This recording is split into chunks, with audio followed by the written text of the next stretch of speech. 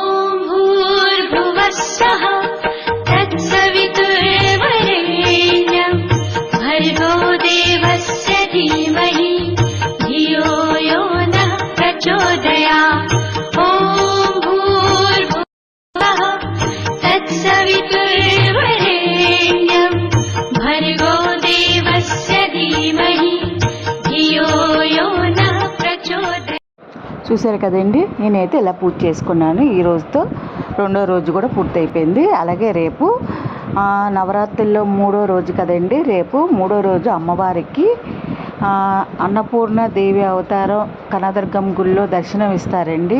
అలాగే అమ్మవారికి నైవేద్యము దద్దోజనం పెడతారు. అలాగే అమ్మవారికి గంధం కలర్ చీరతో కట్టుకొని అమ్మవారికి పూజ చేయాలి. తులసిమాల కానీ చామంతి పూలతో కానీ అమ్మవారికి పూజ చేయాలండి.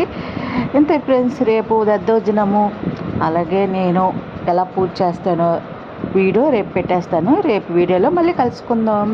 ఇంతే ఫ్రెండ్స్, ఈ వీడియో కానీ మీకు నచ్చినట్టయితే ఒక లైక్ చేయండి, షేర్ చేయండి, సబ్స్క్రైబ్ చేసుకోండి. Bye friends.